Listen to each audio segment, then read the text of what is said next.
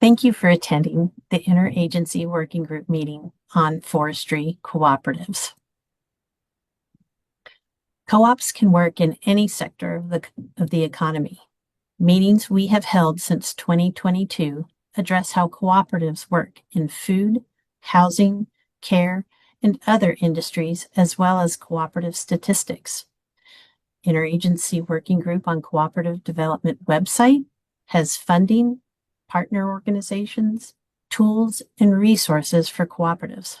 Please review our Cooperative Services website that includes publications and other information to help with cooperative development. If you are unable to find information, please email coopconnect@usda.gov. In the service of time, we will keep introductions short with our distinguished panel. Their full bios are available in the Gov Delivery Bulletin where you receive this invitation and at the end of this PowerPoint that we will share out after our meeting. It is my honor to introduce J.R. Clays. He serves as administrator of the Rural Business Cooperative Service, RBCS, in USDA Rural Development. Administrator Clays most recently served in the Kansas legislature, where he worked extensively on rural economic development policy and state budget issues. His experience includes creating rural lending and grant programs targeting major agricultural and aerospace manufacturers. Prior to running for office, he made his career in small business advocacy, working in communications, public affairs, and executive management for national associations representing businesses. Administrator Clays earned his bachelor's degree from Kansas State University and holds an MPA in Nonprofit Association Management from the George Washington University School of Business. Administrator Clays, the floor is yours. Well, thank you for that introduction, and thank you all for your participation in the Cooperative Working Group today. Cooperative development is a foundational pillar of the Rural Business Cooperative Service here at USDA. We exist to strengthen rural economies through locally owned and democratically governed business models, from farmer-owned dairies to rancher-run marketing associations. This is something that everyone here at RBCS, Secretary Rollins, and President Trump prioritize. Just 3 weeks into her tenure as Secretary of Agriculture, Secretary Rollins traveled to the National Electric Cooperatives Conference in Georgia, where she promised cooperatives that the USDA will actively cut red tape and leverage the president's executive orders to generate projects of direct concern to both rural America and cooperatives. The 2014 Farm Bill required the Secretary of Agriculture to foster cooperative development and ensure coordination with federal agencies and national and local cooperative organizations that have cooperative programs and interests. Since then, we have prioritized delivering to rural cooperatives the resources and technical assistance they need to operate and thrive. RBCS supports co-ops through education, outreach, cooperative development centers, ag co-op statistics, co-op month events, and of course this group assembled here today. And we have a number of programs in RBCS that support cooperatives directly. Today, we're here to discuss ideas for strengthening the cooperative business model. We're joined by forest industry representatives with technical assistance provided by the Forest Service Cooperative Development Center. Their success has shown how communities drive collaboration to safeguard local industries. I know that Rural Business Cooperative Service can be a resource and catalyst for cooperatives into the future. And again, thank you for the honor of addressing you today. Thank you, Administrator Clays. And Margaret Bow is our moderator, and we will turn it over to her. Very good. Thank you, Robbie, and thank you, Administrator Clays, for that introduction. I've been asked to share just a little bit of information about the possibility of economic prosperity through forestry cooperatives. Next slide. And I wanted to share with you part of the journey that I personally have taken and is an example of the use of the co-op model in the forest products industry.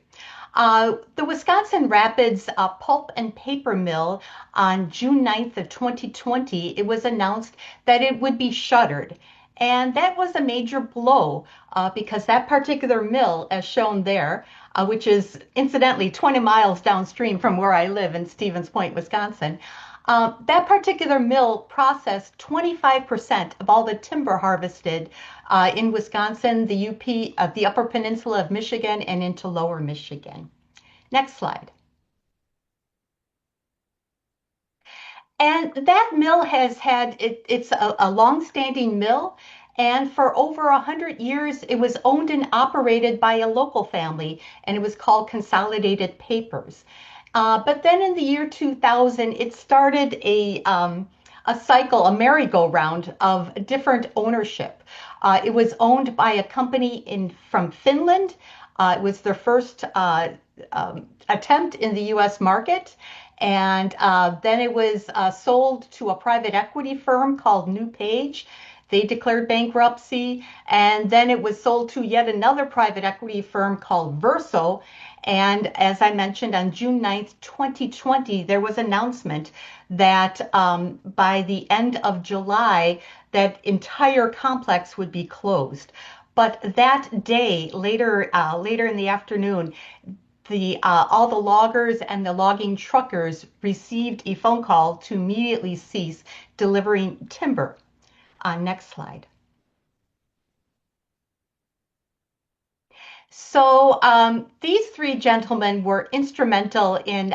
They came together in the story goes in the conference room of the Great Lakes Timber Professionals Association meeting room, and Dennis Shenik, a long-standing logger, said, "We as loggers need to own that mill, and we will do it as a cooperative." So let me give you a little bit of background on that. Next slide. Uh, this slide was put together by Don Peterson, and he mentioned that there have been numerous mill closings across Michigan and Wisconsin over the last 20 years. And most of the large mill owners were international in scope or private equity firms, and they didn't quite have the concern for the local communities, the workforce, and the vitality of our North Woods.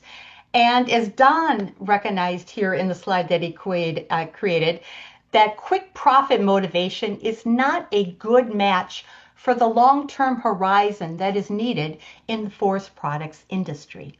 Next slide. So I had the opportunity in the year 2012 to go to Quebec to learn about some of the cooperatives going on in that province.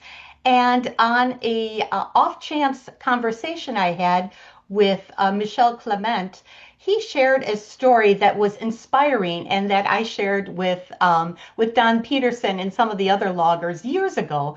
And it must have registered with them. So next slide, please. There is a little town called Sacré-Cœur, Sacred Heart in English, and it's on the north shore of the St. Lawrence River. It's pretty remote, and it's a town of less than 2,000 people, and that town was truly a sawmill town. Next slide, please. And so what happened was that that particular sawmill was built in 1975. And over the period of a decade, it changed ownership hands three times. It went into bankruptcy several times. And after the third bankruptcy and the mill sat idled for 30 months, the townspeople said, enough, we need to take ownership of this mill, which is central part of our economy in our region. And so the people came together along with the local economic development folks and a credit union system that's very popular in Quebec. And they formed something called Bois-Saco. Bois means wood in French, and it was a what we would call a multi-stakeholder cooperative today. Back then in 1985, that language didn't exist.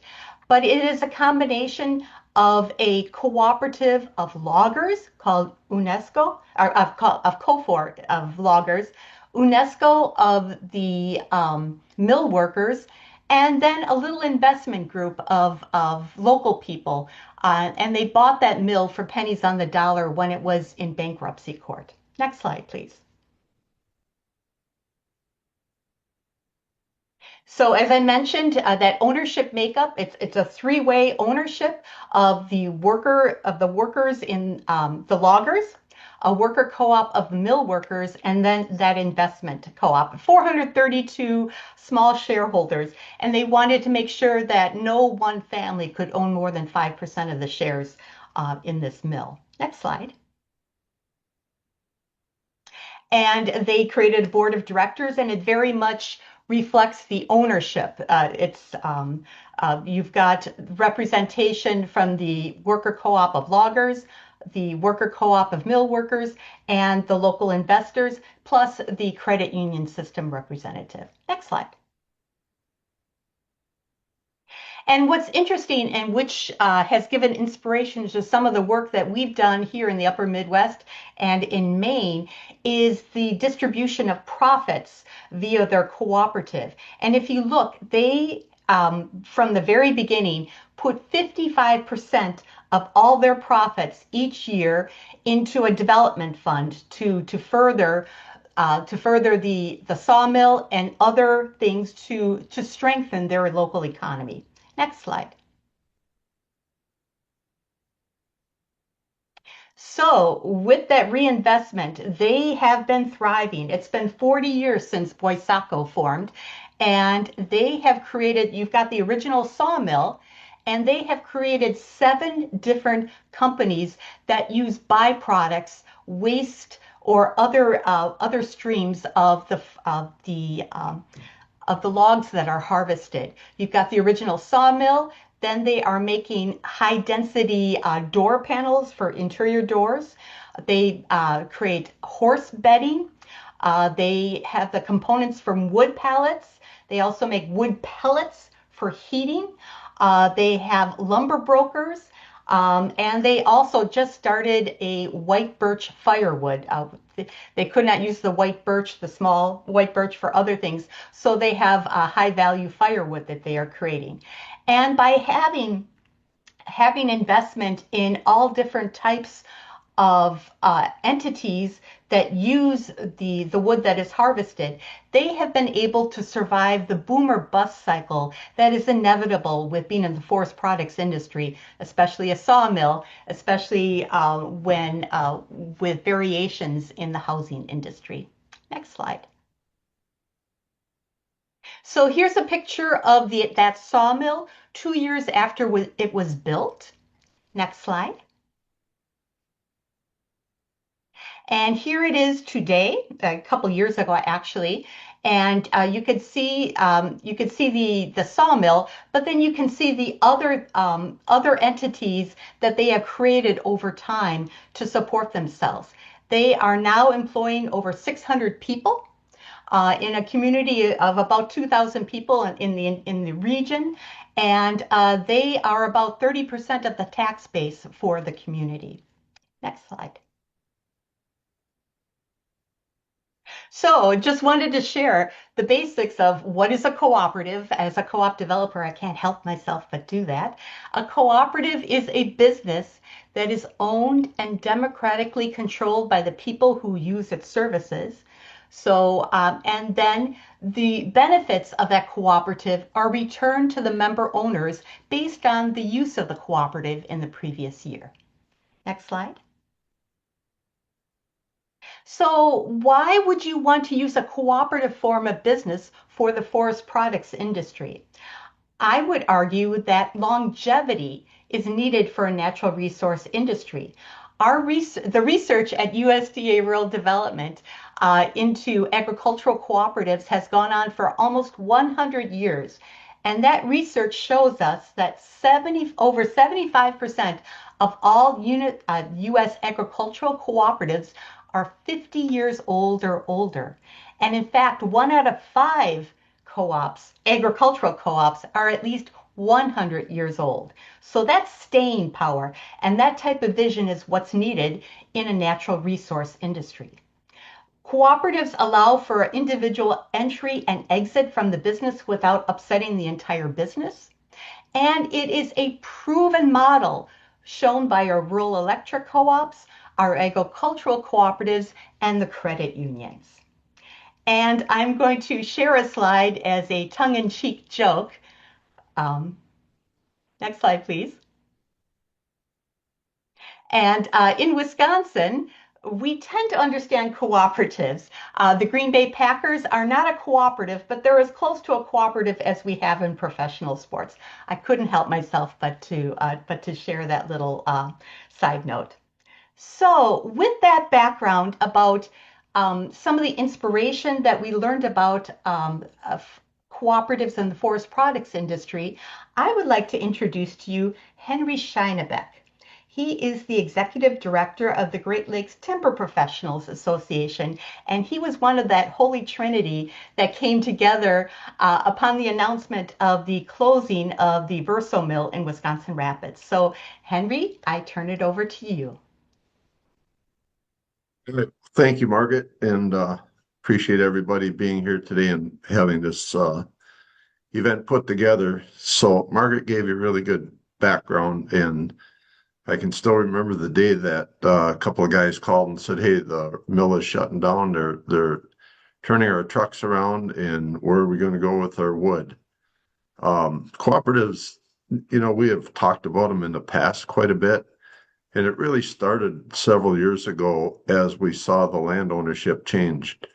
Previously, ever since I was in the business self-employed, the companies like Consolidated Paper and Nakusa Edward Papers Company, they own hundreds of thousands of acres of land. And as we saw them sell off their land, we kind of started to see this shift in ownership of the mills, as Margaret pointed out. Many of them were purchased. In fact, almost all of them were purchased by foreign entities and not necessarily caring so much about the local community, the forest resource, that type of thing. But from our perspective, really purchasing the market share of the products that they were producing. And what that did in total was it really presented some lack of dependability for the loggers to have a place to ship their wood. And really, it's having an impact on our forest resource as we're seeing markets kind of disappear. So GLTPA, Great Lakes Timber Professional Association, we are a two-state organization, three basically, with the Great Lakes, Michigan, Wisconsin, Minnesota. We have a lot of members there as well. And we have our association divided into 7 regions. So Don Peterson, Dennis Shenik, and I, we took to the road, and we had a meeting in every one of those regions and did a presentation. Margaret was part of a lot of those. That was kind of during the COVID times. So every now and again, we had a little bit of technical difficulties getting Margaret in, but she taught us well, and we really understood her presentation. So we went on the road and we asked all of our members, "What do you think? Do you want to try getting into this co-op and really taking our destiny into our own hands?" That's one of the things that I think loggers are very passionate about is really making sure that they have somewhere to go with what we're growing. So that's what we did. Decided to form the co-op. From there, we went on and started looking at actually forming the co-op, coming together with bylaws, those types of things. There were a lot of people that were involved, and we started doing a lot of market research right off the get-go, trying to figure out, could we really do this? Could we pull it off?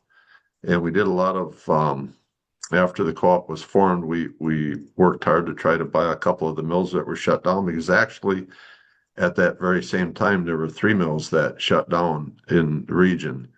The one in Wisconsin Rapids that Margaret talked about, there was one in Duluth, Minnesota, and another one in a small town of Park Falls, Wisconsin. So we lost quite a bit of market share. In fact, right now we're down about 3 to 4 million tons of market share that we once had with those mills being open. And it really opened up a door for the cooperative to form. We'd looked at cooperatives in the past, but when you have strong markets, there's really not a lot of push to do it.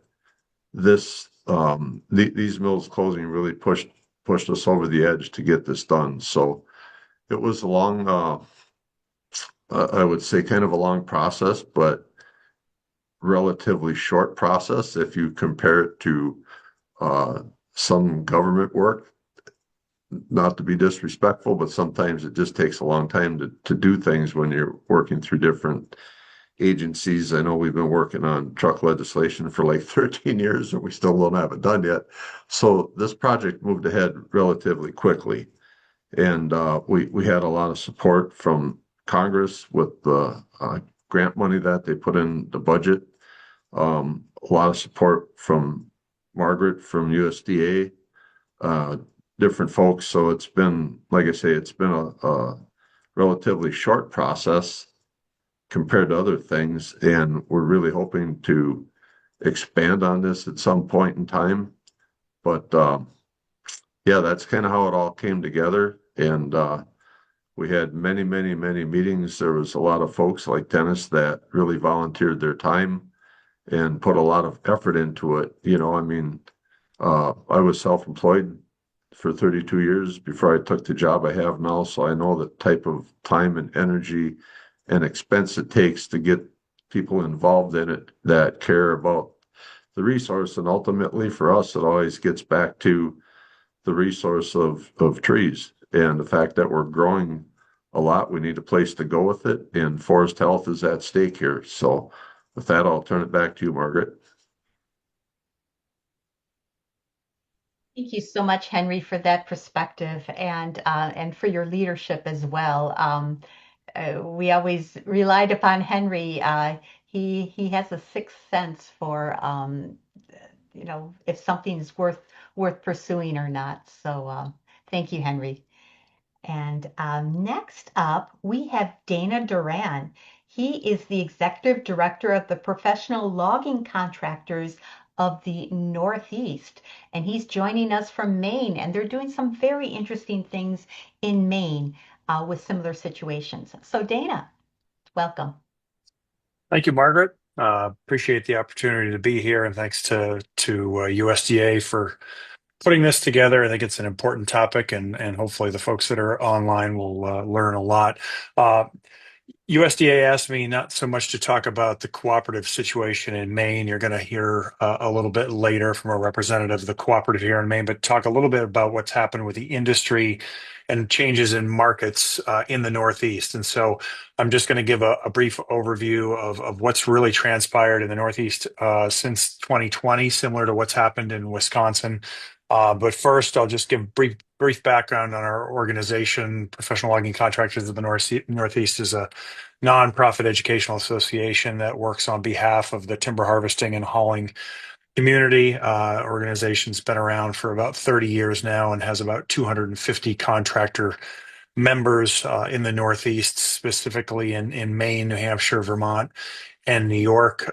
Started in the state of Maine back in 1995. So that's just a little bit of background regarding the organization. But just for folks online, if they're not aware, so similar to what transpired in 2020 to Wisconsin, we also had a similar situation in the state of Maine specifically. It wasn't enough to just have a global pandemic, but we also had major mills that went down in the year 2020. So in April of 2020, the Pixel mill, which there must be something about a relationship of Verso, but because Wisconsin also dealt with a Verso mill potentially closing down in later in the summer of 2020. But the Pixel mill in Maine, which had previously been owned by Verso and was built by International Paper. It had two digesters. It was a traditional pulp and paper mill. It had two digesters in its pulping process, and those two digesters had a sudden and catastrophic explosion in April of 2020. What that meant was that mill consumed 2 million tons of fiber, a million tons of roundwood, a 500,000 tons of sawmill residuals, and a 500,000 tons of biomass. What that effectively meant was 67,000 loads of wood would never be delivered to that mill again. And that 67,000 loads a year went into that J facility. So it was a catastrophic moment for the facility, and the folks from Pixel decided they weren't going to rebuild that mill. And if you visited J in that location today, it is vacant. That entire facility has practically been torn down. So, that occurred in 2020. We also obviously dealt with an international pandemic at the time, which was curbing forest products, especially on the pulp and paper side. We all know what happened with building construction and renovation. So those products were still flying off the shelf. But on the consumable side with pulp and paper, it certainly had a major impact. Later in March of 2023, the Nine Dragons facility in Old Town, Maine announced it was closing. That facility also consumed about 2 million tons of fiber. So in a 3-year time frame, you lost about 4 million tons of wood into those two mills alone. So it has had a kind of a disastrous impact upon the logging and trucking industry. We also know what happened with inflation, or has happened with inflation, on the cost of goods and services. We now know because of inflation, our interest rates have gone up. Building construction hasn't stopped, but it certainly has been curbed significantly. So not only did we have what has occurred with pulp and paper, we've had inflation on parts, equipment, labor, et cetera, and now building construction and building starts have been slowed significantly. So the markets for loggers and truckers in the Northeast has certainly been impacted. We have lost, at this point, about 40% of the logging capacity in the Northeast. Not just Maine, but New Hampshire, Vermont, New York has been lost over the last 5 years because of all of these significant market impacts. So, I think we are hopeful. The future is bright. We've got new products on the horizon. We have wood that's being used to make insulation now at a mill in Maine. We have mills that are looking at using wood for biofuel replacement.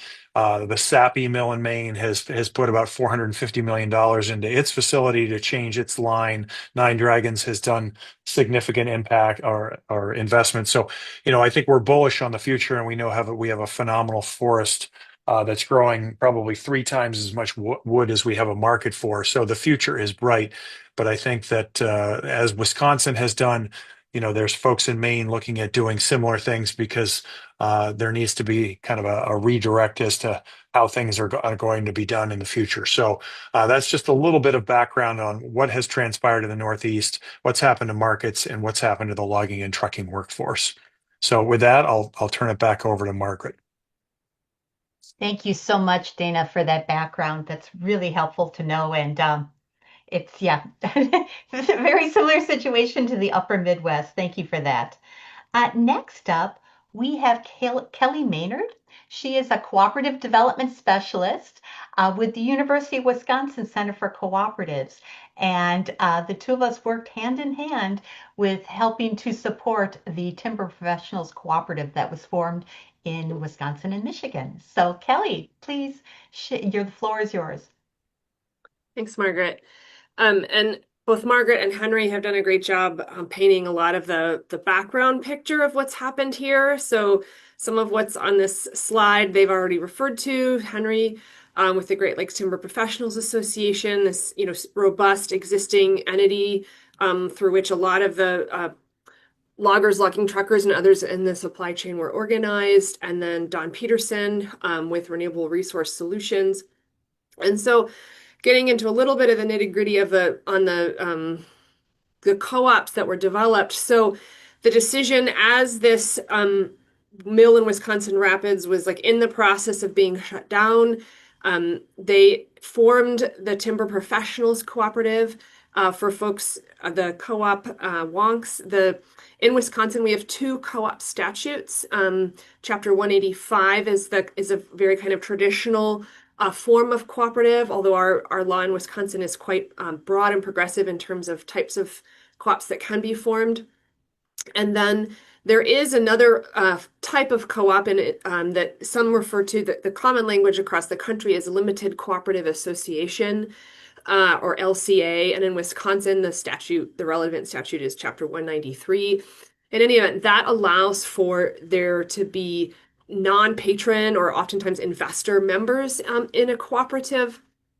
And the Timber Professionals Co-op, or TPC, is our kind of more traditional co-op. They formed as a non-stock cooperative to really be this kind of like organizing and scouting entity for identifying mill opportunities, the first of which was this Wisconsin Rapids mill. And the consolidated cooperative, this is a bit chronological. So this was the first co-op that was created that intended or had hoped to purchase this mill in Wisconsin Rapids. And it was the Chapter 193. It was going to allow for membership across the supply chain. So loggers, logging truckers, logging equipment suppliers, forest owners, but also the workers at the mill. Henry spoke to the scale of this mill in terms of, how much timber volume it used to process. It also represented 900 jobs, 900 people working there that were represented at the time before it closed by 6 different unions. And the number of, because that represented such an enormous economic hit to that relatively small community, the number of different, task forces, pulled together by, congressional leaders and others was a lot. There were meetings about what was going to happen in Wisconsin Rapids and with this mill almost daily. And Margaret, being based in Wisconsin, already in conversation and with deep relationships to Don and Henry and others, pulled me in. And so we were working side by side on the kind of general co-op education for the folks that were part of TPC, and then forming consolidated cooperative, lots of conversations about the Boysaco model and what they had done there, about how co-ops work in Wisconsin, about our statutes, and we helped identify a lot of other relevant professionals. So in the process of developing the articles of incorporation and bylaws for consolidated, and then the Park Falls Mill cooperative, as Henry alluded to, was another smaller mill that was shutting down at the similar time. So we leaned heavily on the support of some very experienced cooperative attorneys and accountants to make a lot of really key decisions that went into those articles and bylaws. The amount of redlining that went on before that we had final versions was a lot, but it was good. It all resulted in really important conversations. And then much more, unfortunately, the Verso, the firm, was then purchased by a large Swedish company, and that didn't even want to speak with the consolidated cooperative. And that mill, purchase never came to fruition. And at this point, I just learned from Margaret that this mill is actually being torn apart. Which is hugely unfortunate. Park Falls Mill, instead of continuing its life as a mill, was converted to a cryptocurrency mine, also a huge loss. But now a newer co-op was formed just in, I believe it was in 2023 or 24, the Timber Professionals Cooperative Enterprises. So again, using one of our traditional co-op statutes in Wisconsin, and they are very close, probably to purchasing a chip mill. It's a smaller scale than the consolidated co-op project that Wisconsin Rapids Mill would have been.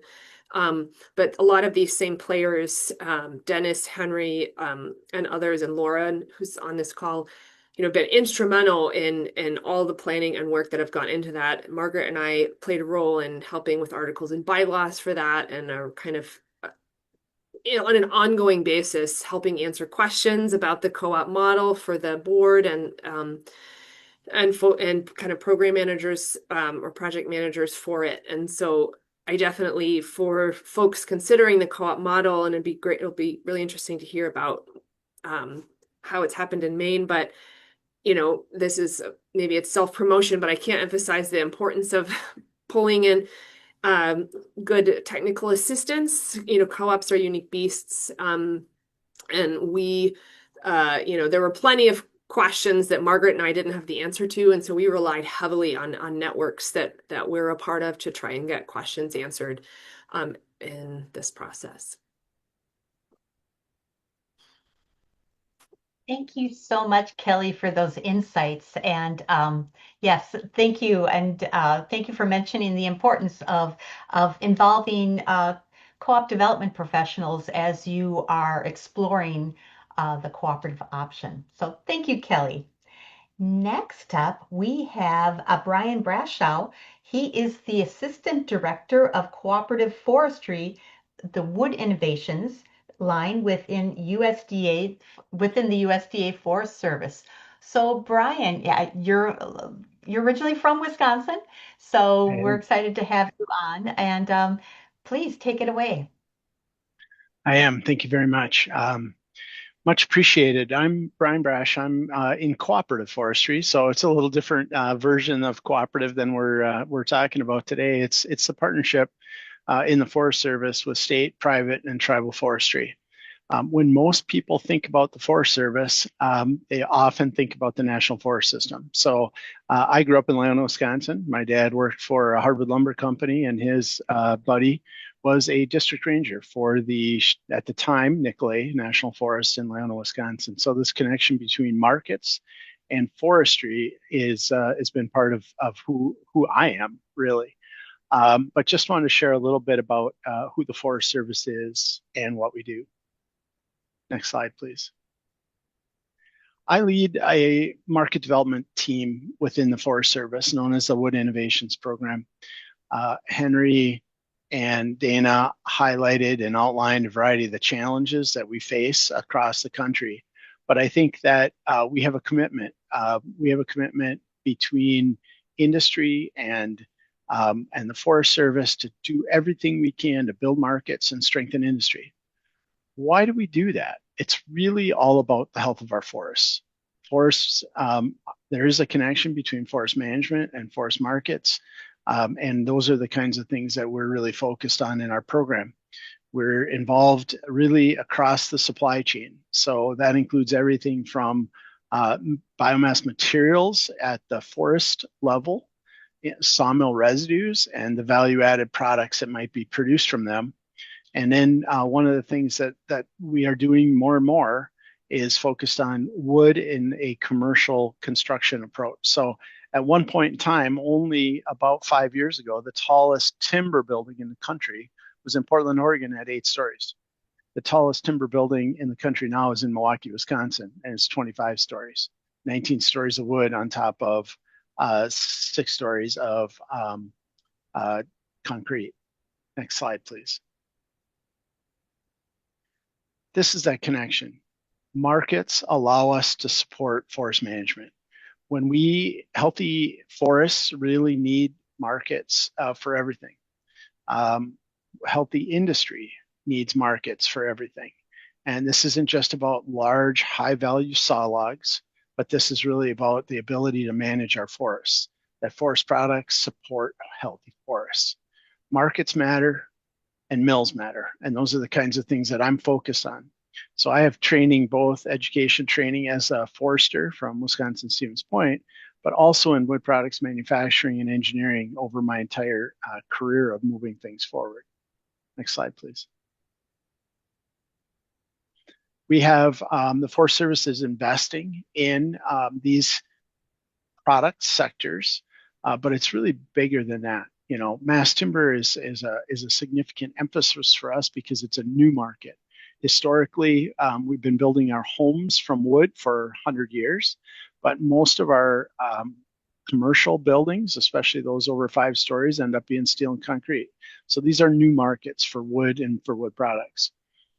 As we take round trees and convert them into rectangles, we also have residues. And so that's industrial residues from a manufacturing standpoint, a sawmill, but it's also forest residues that are byproducts of logging, tops and limbs, or in places, especially in the West, small and medium-sized trees that do not have a market and there are significant wildfire risk. So those are typically going to be forest thinnings. And one of the challenges with those forest thinnings is they are very expensive to remove. So the importance of markets is even more reinforced when we're really focused on thinning. We've expanded our work beyond simply softwood, pine or spruce, fir. We're spending more and more time in the hardwood sector. And we know that in the eastern half of the United States, the hardwood lumber and hardwood products is incredibly important as a part of active forest management. The logging sector, none of this happens without loggers. And I think that's the part that I heard Dana talk about. 40% of the logging capacity in New England Northeast has been lost.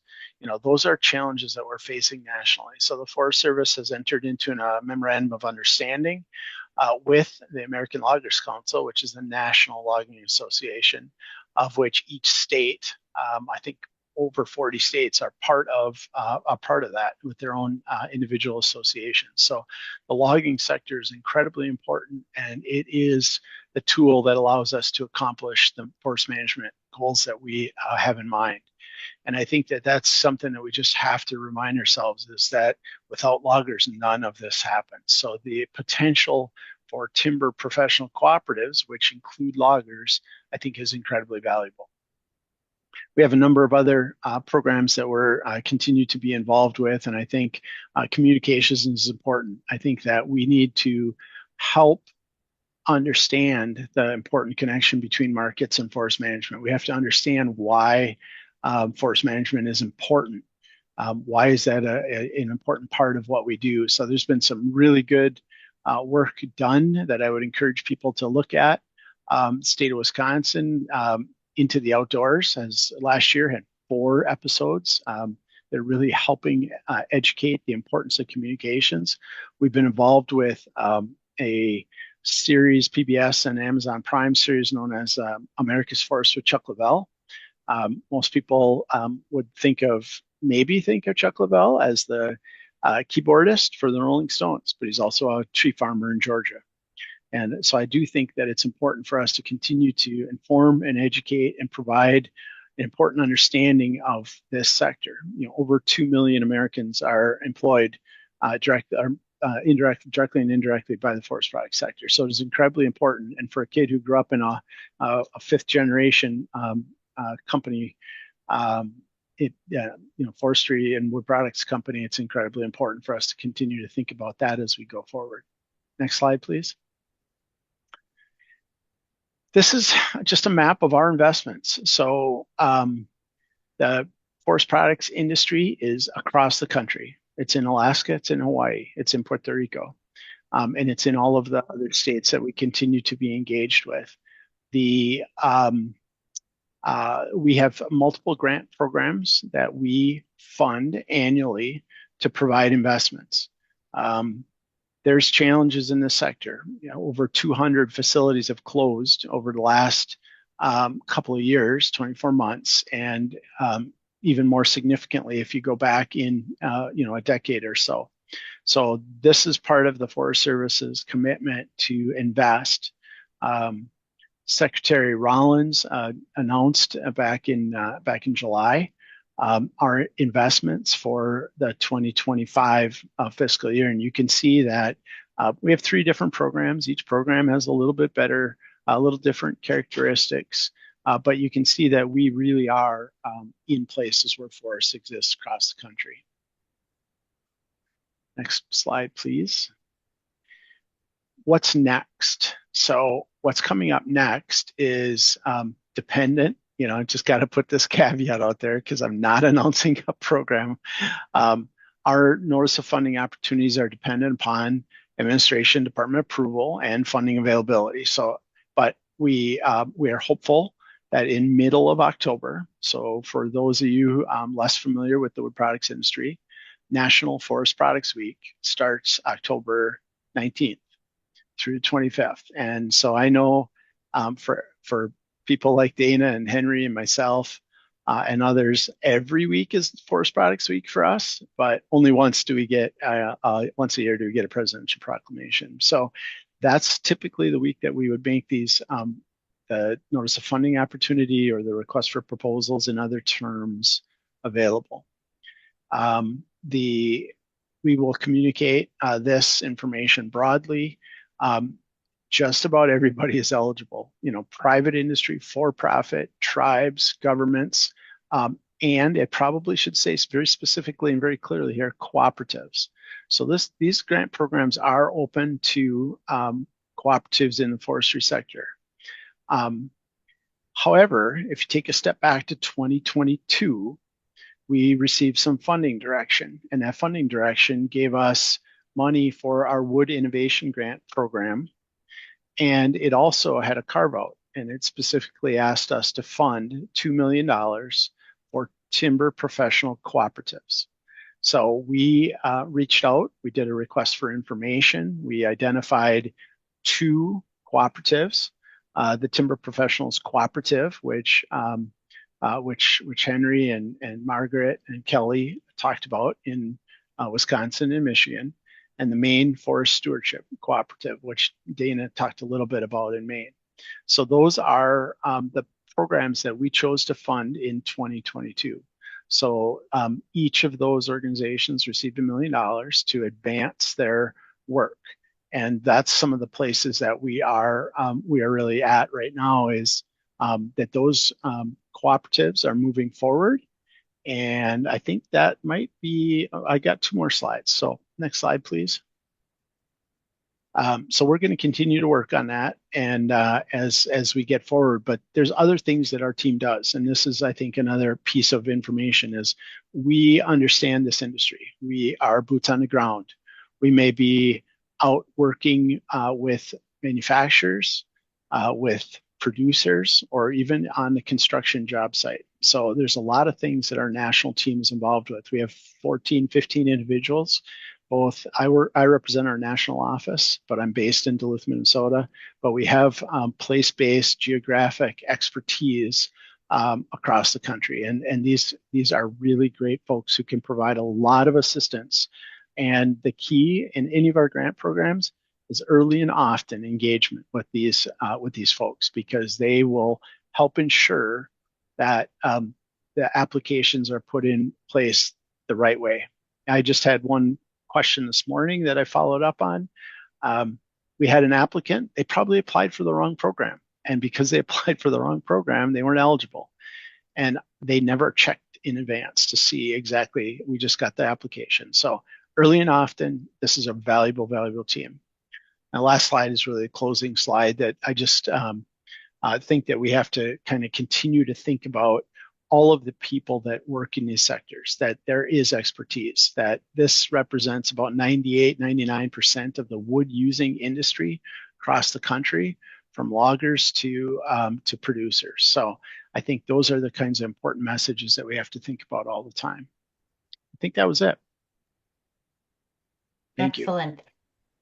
Yes, thank you, Brian. Thank you for that great overview. It was short, but you covered a lot of territory. Thank you for that.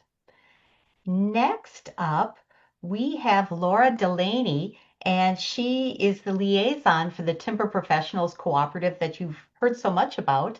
Laura herself is a logger, multi-generational logger, so I will turn it over to you. Hi, Margaret. Thank you all for coming. It's really nice to be here.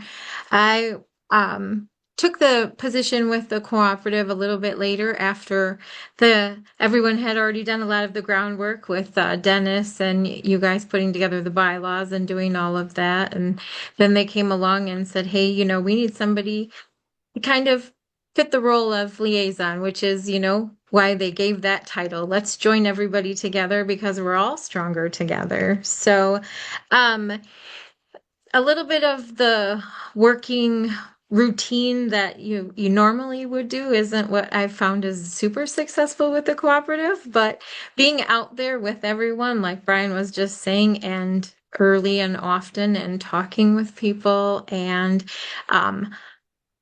moving it forward that way has seemed to be what works. We have a board of directors that are fully engaged, and everyone is behind what we're doing, working with the different groups like GLTPA, who has a lot of input in what we do, bringing everyone together, being able to talk to Margaret, Kelly, everyone else. And I guess bridging the gap between the loggers and the truckers to help us provide more markets for ourselves is basically the goal of cooperative, and so for us to do that together and have everyone on board with it. We have 56 members in the cooperative right now, which is the TPCE cooperative, and then there's still 88 members in TPC cooperative. So it's still a little bit confusing because we have the two, but TPCE is very close to completing the purchase on the mill, the chip mill in Tillida. And like I said, just working together, that has been our complete goal, and it's working. Laura, would you mind sharing with us? You were to acquire the mill, obviously equity capital was needed. Could you tell a little bit about the journey that you took to? Henry likes to talk about you as being the spur in the saddle to move things forward. Um, to put the when we started with the solicitation agreement for the mill, I found it very unique. You don't being in the profession myself, if someone calls you and asks you, you just kind of say, "Oh yeah, I'll get to that later," right? Because I'm in the woods or I'm doing this or I'm in my truck on the way to the mill. Um, you know, you have to go to them. You have to go to them and you have to okay, oh, you're in the woods. Guess what? Well, I'm on my way to you. Do you have your checkbook in your truck today? Because I would like you to become a shareholder of this fantastic cooperative that we are trying to move forward. Um, you know, it's one of those things. I think I talk to Dennis almost on a daily, and Dennis is in his truck or in his machine, and one conversation takes 6 phone calls just to get through it because we're both in such a remote area. But, you know, I you're walking through the woods and you find somebody in their forwarder and you say, "Oh, well, hey, take me along for a little ride," and you talk to them and you give them your spiel and away you go. So moving us forward together. Laura, you're being a little shy. Could you share with us how much money you've raised to help uh purchase that mill? $418,000 today. And that is no easy feat given what's going on in the industry and how hard pressed some of the loggers and the truckers are after the closure of all these mills. So, Laura, hats off to you. Thank you. The Wisconsin Rapids mill closure was something that hit home for all of us. I mean, literally that's my parents have been were one 54 years. They've been in business for 54 years and they were one of the top 5 suppliers at the Verso mill. Um, so when the mill went out, it hit everybody. And these gentlemen and ladies that brought the cooperative together were there to try to save everything that we've all worked so hard for. So, when Dennis said, "Hey, we want you to come on and help," I mean, and Don always was quick to call and say, "Could you help us with this?" And I would always say, "Well, you're the hardest person to say no to." But bringing everyone together that way and working on it together for what we all believe in, I mean, it's the best part. So it's a good thing to be the boots on the ground. I don't mind at all. Or the spurs, as Henry always says. Dennis Thank is you for on the that. call if you have any questions for Dennis. I know Dennis is here. Excellent. I don't know if Dennis can, I don't know if we're able to unmute unmute him. We might bring him on for the Q&A session. So I was able to find Dennis if you'd like to say something. Dennis, go ahead. Oh, okay. I'm on. Yeah, I Oh, guess sorry. Laura, can you hear me? Yes, sir. yes, Okay. So Laura doesn't talk enough about herself because she has been quite a spark plug that we needed. You know, we were kind of struggling with that. We're all busy, and we knew we had to find that right person, and that Laura has been that right person. She is. She said Don was a hard person to say no to. Well, so is she. And she's proved that in what she's done there. So, but I mean, what's nice about working with Laura is that she believes in what we're trying to do 100%. She's part of us. I mean, we're all, like she said, we're all in this together. So it's been a wonderful opportunity to work with Laura and just have her on board and have her do what she's done for the cooperative. So I look forward to moving forward with all the projects we got going. So we're not stopping here. And she knows that. We talked this morning about that. So we're not stopping at one. This is a good start. So thank you, Laura, and thank you to everyone. Thanks, Dennis. thank you. This is a wonderful conversation, and now I want to turn it to Scott Maiden. He's the president of the Maine Forest Stewardship Cooperative, and for an update of what they're doing in the fine state of Maine.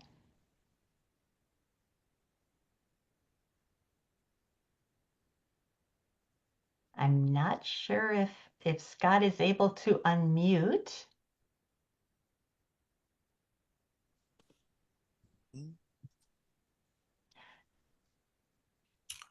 How about now? Oh, perfect. Thank you, Scott. Okay, Go right you can hear me ahead. now. All Yes. right. Well, I'm Scott Madden, and along with my wife and I, we own and operate Madden Timberlands here in Maine. Just a small logging company with about 20 employees. We've been in business for 47 years. Second generation. Come from a long line of family. Still have three nephews, two great nephews, a son, and two grandsons that we're trying to find a future home for. So that was what really led us to the co-op. So as I think you mentioned before, I am the president of the Maine Forest Stewardship Cooperative, which we were formed in 2021 just to provide small businesses in the forest products industry with an opportunity to join for group investment, group purchasing. In 2020 was when we really saw our big downturn. When Dana alluded to it earlier, we lost the J mill. But the last 15 years have been equally as challenging. We've seen 7 large pulp and paper facilities shut down in our area. So it's just taken, millions of tons off the market, and we're, looking for any opportunity that we can to bring it back. So when we first heard about this cooperative, it was very interesting, and with the help of you and Brian, we were able to get it off the ground. In Maine, there are other, you know, examples of cooperatives, that have worked and they've done, pretty well. The Associated Grocers, Cabot Creamery, the Maine Lobster Cooperative, just to name a few. And one of our goal was to invest in startups, and to maybe entice some new startups to look here in the Northeast to come. And, we've made some headway. We'll have to see where those go, but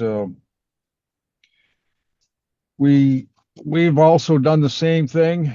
And maybe Laura wants to come to Maine and help us kick the tires here to see if we can raise some more money here, for opportunities to, for some wood consuming facilities ourselves. We also looked at a chip site at one point. Um, but again, like I said, that I really got to thank both you, Margaret, and Brian, for bringing that to us. It's where it's come. We don't have a tremendous amount to share, but we're still very excited, and it's good to hear that the USDA, wants to keep this program moving forward, because it is going to be, and it was said earlier, that most places are just looking for a profit, and I am at the point. Most all of our loggers in most all the loggers, period. I don't have to say in the Northeast. Most all loggers now, we're really just looking for a future, for the generations to come behind us.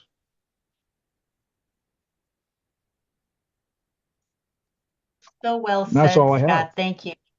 Oh, thank you. Thank you for sharing that. And it's exciting, some of the opportunities that both you and Brian talked about, of different opportunities for the use of the wood that is being harvested. So thank you for that. Thank you for your good work in the Northeast. Uh, as mentioned, as both Laura and Scott mentioned, these type of projects require quite a bit of capital. As you can imagine, a mill is no easy lift. And so we wanted to bring along Carrie Sabel. She is a business and cooperative program specialist with the USDA Rural Development in Wisconsin. And she has been working very closely with Laura Delaney, with Dennis and Henry, with the Timber Professionals Cooperative and Timber Professionals Cooperative Enterprises to help provide part of the capitalization package for acquiring this mill and other opportunities. So the floor is yours, Carrie. Thank you, Margaret. Appreciate the invitation today to be part of this group. Such a group, as you can hear, the passion each of them speak with. So feel really honored to be with everyone today. One of the programs I would like to mention today, our Timber Production Expansion Guaranteed Loan Program. That's a mouthful, TPEP for short. And part of a joint effort, or as Brian mentioned, a partnership. Partnership matters. And RBCS is partnering with the Forest Service on this. Next slide, please. A historic partnership, actually, that the U.S. Forest Service has asked RBCS to work with them on. This program, it has some roots here in the president's executive order, and between the president and the Secretary Rollins, working quite hard to get this story out.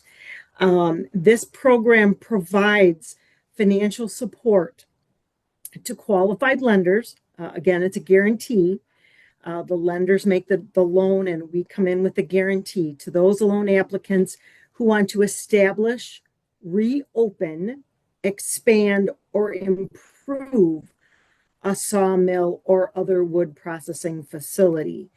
So it gives you some idea of some of the basis of the programs. Next slide, please. So how does TPEP work? We at RBCS are running this through our 1RT Guaranteed Loan Initiative, and it mirrors our Business and Industry, or BNI, Guaranteed Loan Program, and our regulations are based in Part 5001.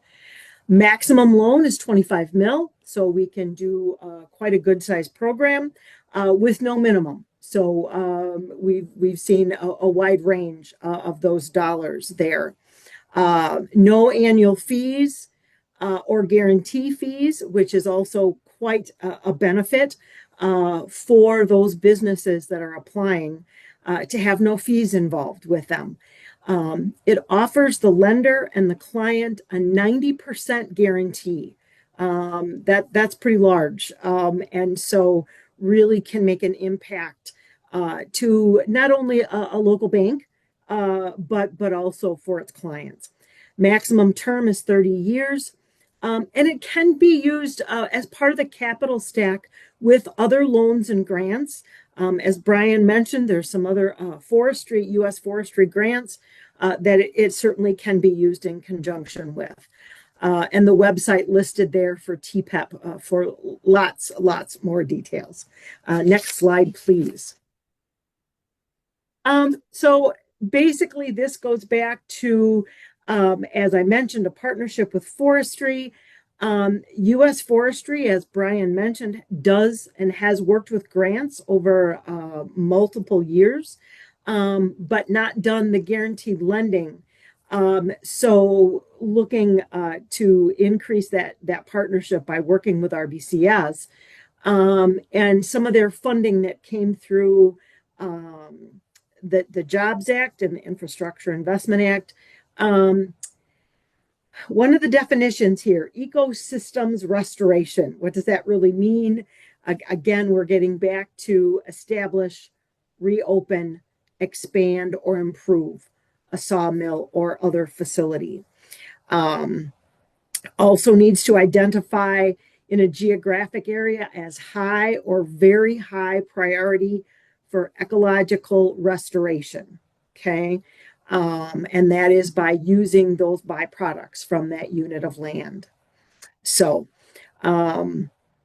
keep in mind, as Brian also alluded to, this is a pilot program, first of its kind. The money was put out there under past legislation. And so once that money is used up, then as Brian mentioned, we'll see what the next offering is for funding. Next slide, please. So the ultimate recipients, again, engaged in or proposing to engage in, and I keep going back to establish, reopen, retrofit, expand, or improve. Those are the key words that you would need as an ultimate recipient to be eligible. A wood processing facility here, a little bit about what that means, either solid wood products, engineered wood products, biomass, fuel products, those kinds of things. Next slide, please. Eligibility, applicants, again, quite a wide range. Individuals, organizations, tribes, co-ops, partnerships, LLCs, a business engaged in the business, okay? The project, the guaranteed loan funds can be used. Again, I'm going back, sounding like a dead horse here, beating a dead horse. Establish, reopen, expand, improve. Okay, key phrases to keep in mind. Again, the proposal or either a proposed or an already established facility. Next slide, please. A live link here, there at the top of the slide, that takes you to the ArcGIS map that Forestry Service developed and used to target and tell you what those high and very high priority areas are. It's a relatively new dashboard, and it's used for these kinds of products. So again, a very high level overview. And so with that, Margaret, back to you. Very good. Thank you, Carrie, and thank you for this information. Hopefully it will be of service to others. And then our final speaker is James Mayer. He is the Vice President Commercial Lender at Abbey Bank, which has been in conjunction with USDA Rural Development with the loan guarantee for the Timber Professionals Cooperative proposed chip mill in Tillida. So welcome, Jim. Thanks, Margaret, and thanks for inviting me to be on the panel, and thanks everybody for your time today. I was introduced to this project through Peter Tillman, who is the Executive Director of Shawano County Economic Progress, our local economic development arm, and he had actually gotten this as a referral from one of his counterparts, who Dennis had reached out to. And the first meeting I had, Peter brought Laura in, and Laura explained the project. And, initially, let's face it, chip mills aren't exactly high on a bank's wish list. But once, you meet Laura and you heard what she was doing for raising money, read the business plan, read the stock offering memorandum, and I've got to meet Dennis, on the board. And, community banks, by and large, do take the extra time to look beyond, this doesn't quite fit a box, but let's see if we can make it fit the box. Now, with a cooperative structure, it's rather unique because, Laura said she raised $418,000, so she's got well over 800 people. Nobody owns over 20%, so we can't get personal guarantees as that secondary source of repayment. So we have to rely on, number one, the business cash flow. And then number two would really be the sale of collateral, which banks never like to use that as a source of repayment. So enter the USDA TPEP guarantee. And once Carrie explained the program, Peter sent some information to me. Laura provided some information on the program.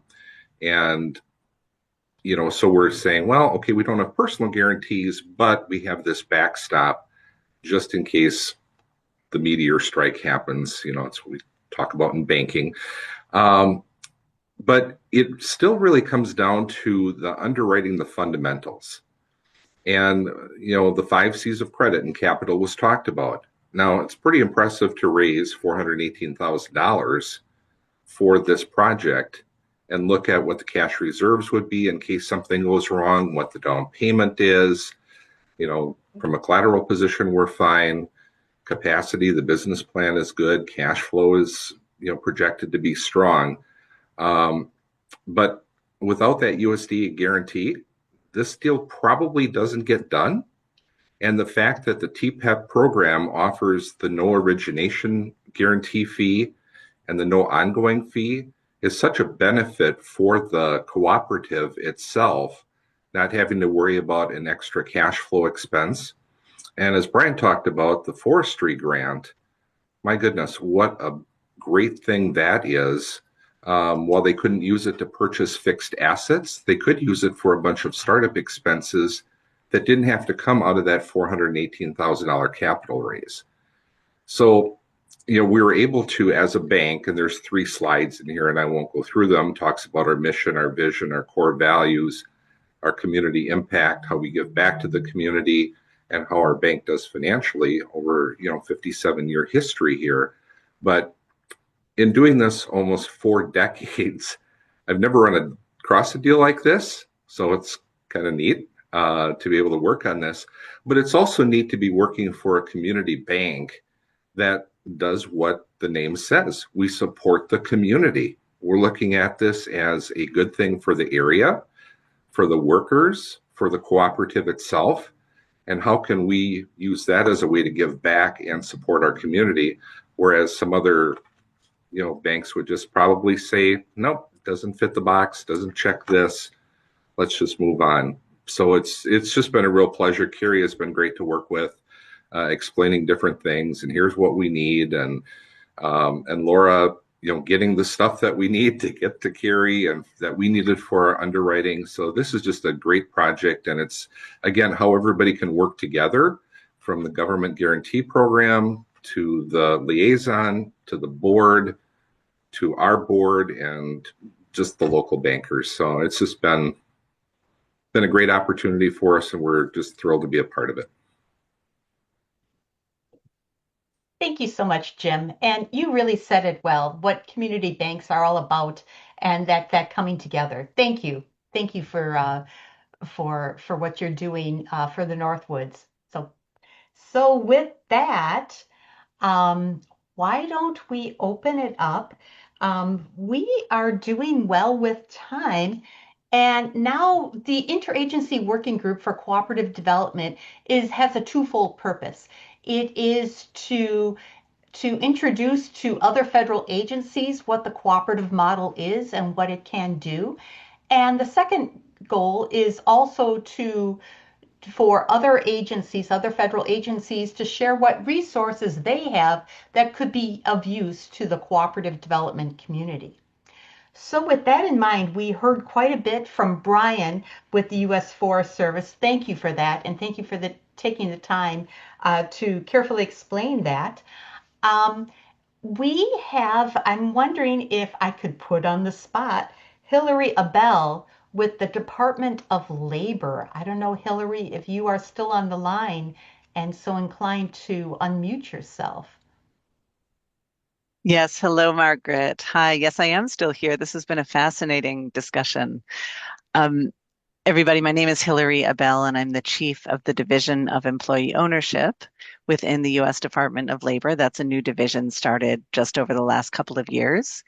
And our mission is to promote employee ownership of businesses, including through worker cooperative and cooperative models. And the main project that I'm working on right now is launching a clearinghouse of information about the various forms of employee ownership, including cooperatives, and about employee participation. So that clearinghouse, I am hoping will go live in the next couple of months, and certainly before the end of this calendar year.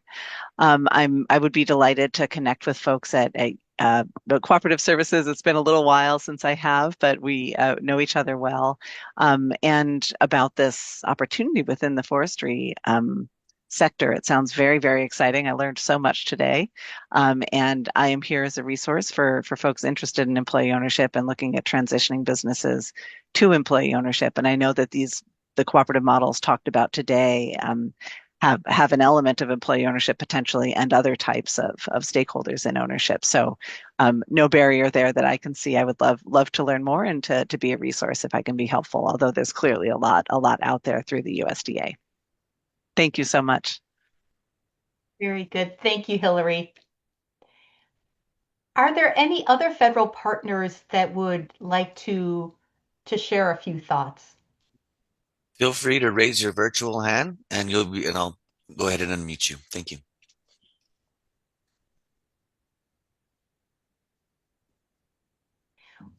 We might also, Brian Brashow, do you have any other thoughts that you would like to share, especially after hearing all the speakers?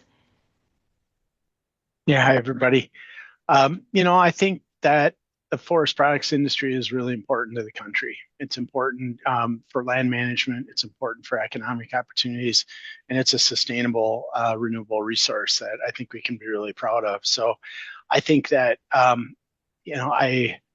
been working with entrepreneurs and businesses and companies for a long time throughout my career, and I think that we're in a place where we're facing a lot of challenges, but we're trying to do it together. And that's where a lot of those partnerships that we've identified through associations or through individual businesses are important. And there's folks that we have worked with, government has worked with for probably decades of ongoing engagement and ongoing involvement. And I think that resource is important. So I think one of the things that we really try to do within my Forest Service programs is to make connections, to put people in touch with other people as they're building relationships. So that's where having a relationship with Don Peterson for 20 years was, I think, incredibly important to many of the folks on this call. And sadly, he passed a couple of years ago, but we're thankful for those kinds of relationships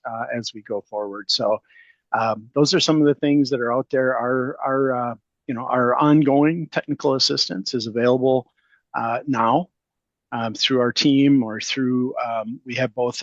If anybody's involved in a wood energy program, we have a wood energy technical assistance team. So that if somebody's looking at converting to a wood-fired heating system, we're not talking about single-family homes, but businesses, institutions, facilities. There's a team out there that can do that at really at no cost. And then we're providing some assistance through a wood manufacturing assistance team. Really, it's a sawmill assistance team or a wood products manufacturing assistance team. Where again, we're offering expertise to try to support, because for those of us that have lost industry in the places that we live, it's a lot to rebuild and to restart. It's a lot easier to keep the folks that we have and help them grow. And the Wisconsin Rapids mill that closed. I think it was referenced that it wasn't the only one that day. The other one was Duluth, Minnesota, where I live, and we saw that mill has now restarted, but it's using recycled materials, so it's not really helping active management to forests. So those are just a few additional comments. I think that I'm just really impressed. I mean, heck, we had 175 people at one point on the call. Awesome. And much appreciated to USDA Cooperative Services. Very good. Thank you, Brian. Thank you. Well, why don't we turn to Robbie is willing to help with some of the questions that came in the chat. I haven't been monitoring it as well as I should have been. So why don't we, Robbie, if you wouldn't mind sharing some of the questions, and some of our speakers can go ahead and share their expertise. Sure. And some of these may have been answered in the chat, but we like to go over them for the recording for, someone to refer to later or who wasn't able to attend. And Joseph asked, does the lost production the speakers are discussing equal lost market or demand, or is that former demand being satisfied by other providers, nationally or internationally?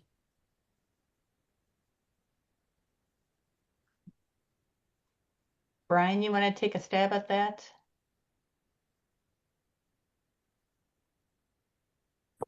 Yes, I think it's all of the above. I think we've seen market substitution. Okay, so the hardwood sector, we now see materials for wood flooring that look like wood flooring, but they are not made out of wood any longer. We've seen a change in the way that we use paper. I think that was referenced by a few folks, and we've seen transitions there. So market loss has been due to market substitution. It's been due to, in some cases, economics and other considerations. So there's been a lot of things that have gone into it, but it has an impact, and all of those kinds of things. So there may be some others that want to comment as well.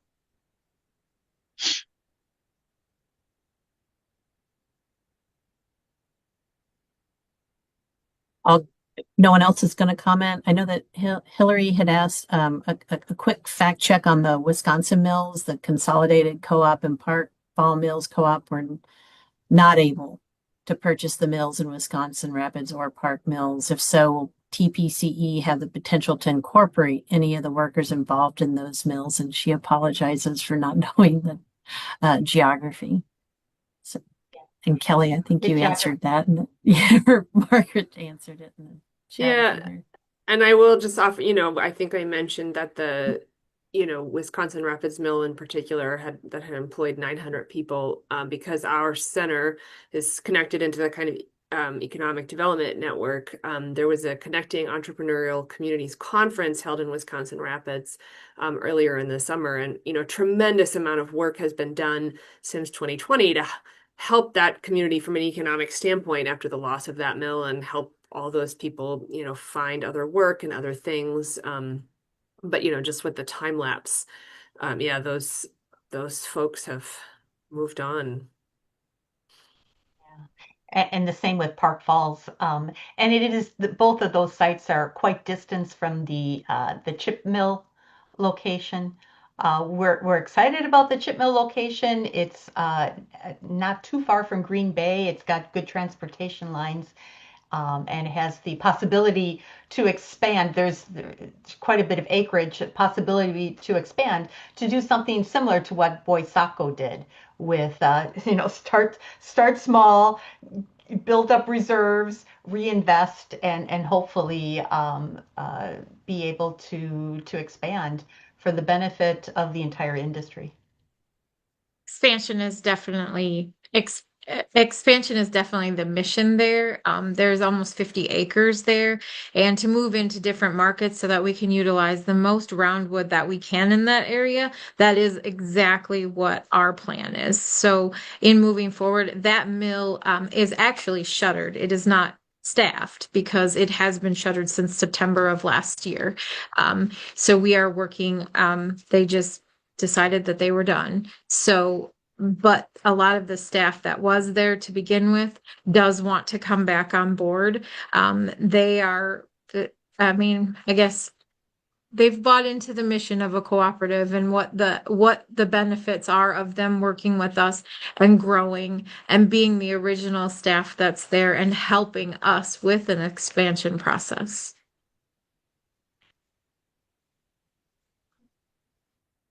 Thanks. And just want to let you know that Darren did put in the chat, there is a feedback for the interpreter. If you see that link and would like to enter your feedback, that'd be wonderful. Mike had a question. Is there a market for balers to densify and enable the removal of limbs and tops from the logging sites for use as biomass feedstocks for biofuels or biopower?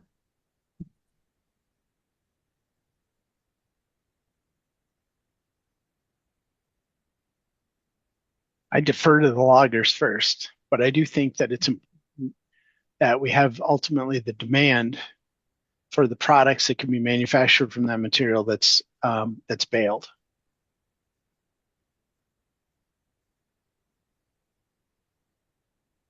Okay. Next, we have Catherine. Are there cooperative mills near, I'm sorry, I may pronounce this wrong, Accord, New York, or Port Townsend, Washington?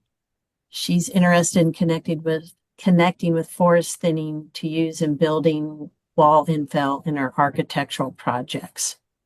And she in the chat had said to reach out to her and connect with her and gave her email. Didn't know if anyone knows of any mills in that area. Margaret, did you want to talk about? I do not know of. I know of a home care co-op up in Port Townsend, Washington, but not forestry. Go ahead. What I'll say is that when the Forest Service did a request for information on timber professional cooperatives, we really identified two that were formed and viable, and those are the two that you heard from today. So there's other organizations that have explored or talked about within the wood product sector, but none that I'm overly familiar with. I will re-put into the chat for kind of the connections. Our Wood Innovations page on the left, there's a contacts, and it'll go by state, and it'll allow for a connection, whether it be directly to a cooperative or other connections to the forest products industry. Thanks. And Christy had asked, can you provide a list of participating TPEP lenders? And Carrie Sabo had said that she can get a link and we can follow that up with our presentation that we'll email out to everyone so people have that list. The next question was, would establishing a new mill as opposed to repurposing or reopening a mill be a good model for a cooperative? I would say any business is good for a cooperative. I think Margaret would agree. But if anyone wants to elaborate on that. What was the specific scenario again? Would establishing a new mill as opposed to repurposing or reopening a mill be a good model for a cooperative? I don't know that I can say yes or no. I think what would be important is to do a lot of due diligence around the feasibility of it. I mean, I think establishing a new mill, I imagine, you're looking at a lot of capital, right? Even if it's relatively small. And so are you in an area, both through the folks who might be members of that cooperative, supporters of that cooperative, where you can reasonably pull that capital together without having so much debt that it's an untenable debt load for whatever the operations of that mill might look like. So, just like with any other business, a co-op needs to do a lot of, feasibility studies, business planning, a lot of important due diligence just to make sure that the business proposition itself is going to be viable. And tagging on to what Kelly said, I think that, doing the due diligence, doing the good business modeling, but combining that with an ownership mentality that is going to be in it for decades, for hopefully for generations. Like a number of the loggers that are here on the panel, they're multi-generation family businesses. That type of mentality, I think, would be a win-win for everyone involved in the industry. And if I may break in real quick, Dennis would like to contribute here. Dennis, if I'd like to unmute yourself, sir. Yeah, thank you very much. So, as I listen, I have a lot of thoughts on this because I've gone through it. And the repurposing is, we found, is we've talked about that. It's just starting a new place of our own. First of all, the permitting would take years. And then a site prep is very costly, as was mentioned by Kelly. But, the fact that we can take something old and make it new again is awful intriguing. And, of course, you have to do all the due diligence, which we've done. This is I don't know if this is, let's see, we're in year 2025. So I'm on this project for over 5 years. It doesn't even hardly seem possible. But 5 years of my life has been spent digging into all this stuff, and it's been quite a journey. And we found that turning something, we like to refer to it as a diamond in the rough. That's how we like to think about it. So, there's many tools in the old place that we can put to use and refurbish again and move on from there. So that was our determination with that. The cost is absolutely the determining factor there, and that it can get quite costly in that. I would want to, if I can go back just a couple questions with that baler question, that's been done. It's been talked about. I know there's balers out there. The fact is that they're, I guess, it's kind of cost prohibitive. The baler itself is quite costly. I mean, I do chips myself in the woods, but it's cost prohibitive to get this expensive equipment to get the baler. It's kind of a unique way to do it. I've liked the concept. It's kind of efficient, but it does become costly. You have to weigh the cost of all that as well. Biomass just isn't worth a whole lot. So that was the problem with that. But I do like the concept of the baling the brush and the twigs in the woods. So if that makes any sense at all. But that's where my thoughts were on that, especially the old to new mill. I mean, especially our site there in Tillida was very conducive for what we want to do. It's very centrally located in Wisconsin, and there is a lot of acreage there. So that was all taken into consideration with where we headed with it. Thank you, Dennis. Yeah. Kenneth asked, are there untapped uses for timber? Can timber products replace steel at all since tariffs on steel have increased? An example might be large ships. Could wood fiber composites be used for roads? Let's innovate. I'll grab it. I think that we have continued to see innovations in the wood products industry. 10 years ago, we only had a handful of homes and we had no manufacturing businesses for this product called cross laminated timber. Think of it as plywood on steroids, 2x6 construction lumber, flat laminated into stacks. We now have 13 manufacturing plants across the country. We have 2,500 commercial, institutional, multifamily buildings that have been built. We could, by building code, build 15,000 buildings a year. So if we get to a couple thousand a year, I'm going to be thrilled. That same cross-laminated timber is often used for industrial applications, i.e. wood roads, but those are wood roads for construction, right? Matting or temporary platforms for cranes, etc., to reduce the load on the soil. There are innovations, there's products that are coming. We hope to see them sooner than later. Biochar is one. It's a roasted wood chip that is high carbon, and it has applications in agriculture, horticulture, filtration, and we think eventually industrial products could be even an additive into asphalt or concrete to enhance performance and to reduce the carbon footprint of those materials.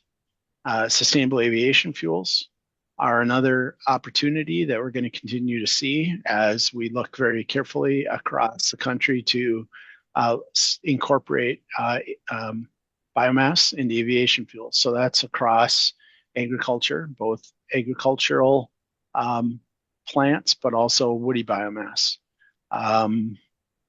There's the opportunities for biochemicals. We're seeing innovations in packaging and materials for recyclable cups and other materials. So we've seen the paper industry innovate to really high performance packaging products.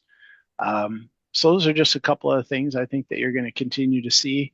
The possibilities are great.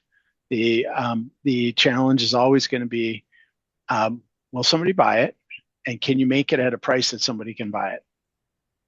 But I think we're going to see a lot of great stuff happening to continue in timber construction and in some of our work in biofuels and biochemicals and other bio-based products.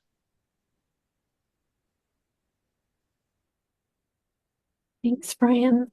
Naomi asks, are there any strong examples of new forestry cooperatives in the southern region? Not that I'm aware of. There's been, what I'm aware of in cooperatives. Yeah, what I'm familiar with in the southern region, I've heard of some of the logging truckers do a shared services type of co-op for purchasing fuels, for having fuel stations, that type of thing, cooperatively owned. The Southern Cooperative. Sorry, Yeah, Margaret. go ahead, Laura. Yeah, go ahead. The Southern Cooperative, it does have loggers and truckers in the cooperative, but it is ag based. So it has the, actual farmers and everyone is involved together. And that's more for fuels and For the fuel fuel systems. and tires and all of the extras, I guess. It's not actually just specific for sharing in those costs, not like purchasing a mill or any timber industry related stuff that way. Didn't mean to interrupt you, Margaret. No, that was my understanding as well. Thanks for that clarification, Laura. Great. Okay. Bill had asked if we had a community that was ready to explore reopening or establishing a mill using a co-op model, who would we reach out to first for technical assistance? Would we start with state rural development staff, someone at USDA Cooperative Services, or someone else who can provide technical assistance at a startup phase? My answer would be all three, but I'll let the other experts, you can reach out to us at coopconnect@usda.gov. I would probably put you in touch with Kelly because I know that she has worked obviously with forest cooperatives, but that doesn't mean there isn't another one near you that may be of assistance. What's great about our cooperative development centers is they all work amicably together. As you heard Kelly say earlier, and Margaret, they reached out to other centers for different assistance with different parts of the TPC project. So, it takes a lot of people to make everything work. And and you also have to find someone that I feel is a fit for you, as well, that good connection. I'll echo Yeah. what you're saying, Robbie. Just that, Margaret and I, and well, my center, the Center for UW Center for Co-ops, we're part of this national network of co-op development centers that is very collaborative and does a lot of information sharing, and we do a lot of referring, people based on, geography or, a specific type of co-op they're looking to form. I'll also emphasize that the co-op, every state has its own co-op statutes, and so that, geographical piece, whether, maybe you work with a developer for a personality fit in one place, but working with folks that know the co-op laws and things in your state is really important because each state does have differences. Well said, Kelly. Yeah, and I also saw in the chat that the Cooperative Development Institute serves the Northeast, and they wrote that they would be willing to help out on a regional basis there. Yes, thank you for pointing that out. All right. Kenneth asks, could scraps of wood be bagged and sold for campfires? Yes. Although Great I would answer. encourage, I would encourage each state has some regulations around firewood and firewood production. So I would encourage you to talk to your representative state agency around that, because there is issues around phytosanitation, i.e. invasive insects like emerald ash borer. And Catherine, with your question earlier about Port Townsend area, Cole had said if you haven't connected with Chickadee Forestry or Mallory, I might butcher this, Weinheimer, that might be a good starting point for Port Townsend area. Okay, and sorry, I'm scrolling now through, see if there's questions. And this is Cole again. He said, hi, folks. Cole Jensen from the Rural Voices for Conservation Coalition. Just want to appreciate the cooperative folks and the whole widespread of federal partners on this call for sharing this info and supporting this important concept. Excited to follow what you all accomplish. And then Gladys asked, or stating, basalt or composite bridges, would they be considered? Yeah, I dropped a note just a little bit farther. Okay, sorry. There is work in cellulosic or wood-based nanomaterials as an additive to concrete, and it has potential for both concrete and bridges, but it's a complicated approval process, and ultimately we got to scale up production as well. All right. And Karen is asking, are there exciting relationships? Do you have any examples for interagency models working with veterans or related organizations with the Department of Defense and Services? I'm not clear if that is related to the forest products industry or if that is the interagency in general, working with VA and Forest Service is working with Department of Defense to open up additional opportunities for domestic wood species to replace imported wood species for things like pallets and truck decking and truck flooring. So there is some work going on between Department of Defense. The other thing that we're engaged with is on the construction of buildings on military bases. Cross-laminated timber is a very high performance product that can withstand that we've actually done blast testing with the Department of Defense to validate some of the performance around wood as a highly energy absorbing construction material. That's amazing. And Karen did verify yes with forest products. And Colin put in a Port Townsend cooperative in the chat. Scott, I can't see, but is there any other hands raised? Anyone have any questions that they'd like to come off mute or put in the chat? I don't currently see any hands raised, but we have a few moments here. If folks want to go ahead and raise that virtual hand and speak with the panel, that'd be great. I'll let you know though, Robbie, if something pops up, but right now it's clean. Well, why don't we take this time? We've got about 10 minutes until we need to close. Would any of the panelists like to offer some final thoughts to bring to a close? Any words of wisdom? Lot of experience here. Any words of wisdom that you would like to share with the general public?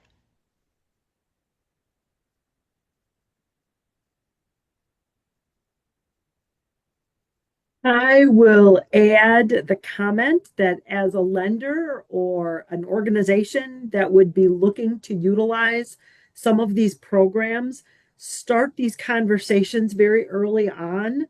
As Laura can attest to, these things do take time. Just to get the co-op ready to become an organization and apply for assistance of whatever form takes time in and of itself. So I guess just, a comment, Jim and I have been chatting for many months, from the beginning, and it does take time.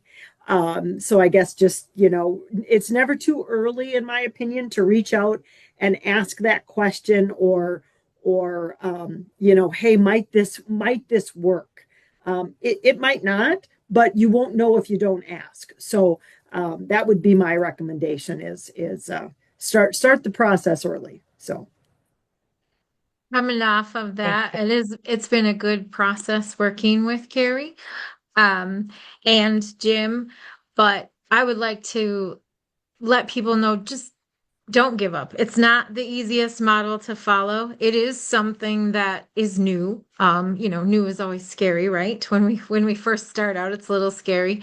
But it, in going through this process, if you have, like, my board of directors is phenomenal. You have the people, Dennis and all the ones that support you, they're going to rally up behind you to keep you moving forward.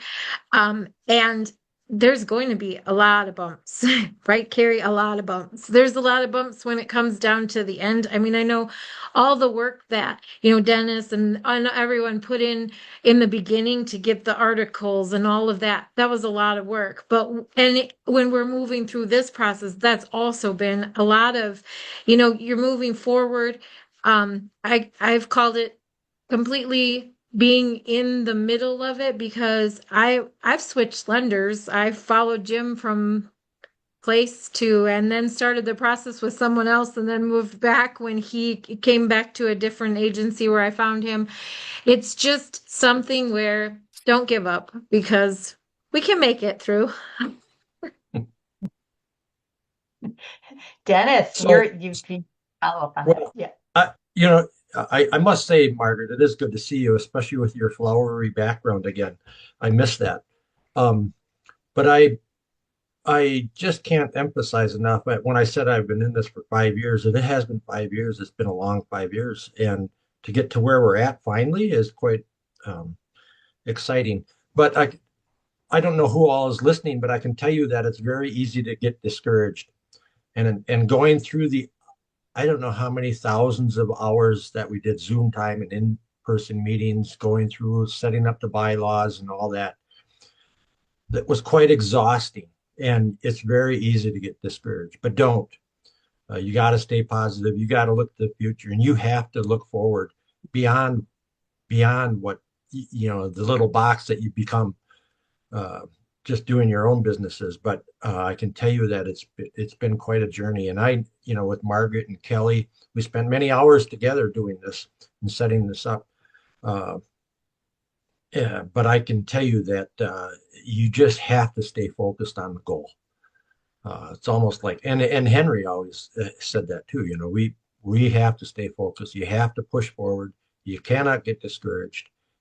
And for us as loggers and truckers, I don't know of any more independent group because we don't like to share each other's knowledge, and we don't like to you know it's a very different concept for us to work together for an outcome. We all have our own way of doing business, and that's just the way it is. So it's been quite a unique journey. And I can tell you that there's not in my peer group, there's not 100% of those that believe in what we're doing yet. There's always the skeptics in anything you do. But you can't pay attention to that. You have to stay focused on the goal, stay focused on the positives, and surround yourself with good people. And Laura and I have talked about that this morning, and Henry and I talk about it all the time, is that this is about building relationships. And the relationships that we have built along the way, to me, are phenomenal. With Brian and Kelly and Margaret, and the list goes on, Jim. It's phenomenal. And it's quite, I never thought I'd be a part of anything like this, but here we go. So it's very exciting. And even the young group of the board members that we have on our TPC and TPCE boards that are engaged in it, it's quite exciting for me. I've been in this business for almost 50 years, and it's quite exciting to me to see some of the young guys that have all, I won't say bought in, but they've jumped on the idea of what we can do with this. And it's really, I don't know, gives you hope for the future. When there's so much negative around us, it's great to put positive into the equation as well and stay focused on that. So I thank everyone that's involved with our co-op and what we've done to get this far, and I look forward to what we can do in the future. Very nice, Dennis. Well said. We do have one more question. Kenneth asks, and thank you for asking this question. What is the difference between a co-op and an ESOP? A cooperative is a business. Yeah, a cooperative is a business that is co-owned by a group of people, in this case, a group of foresters or logging truckers.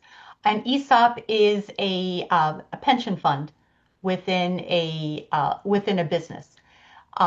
You saw in the slides that I shared with Voisaco and how there's full representation on the board of directors, and any profits at the end of the year go back to the member owners in proportion to use.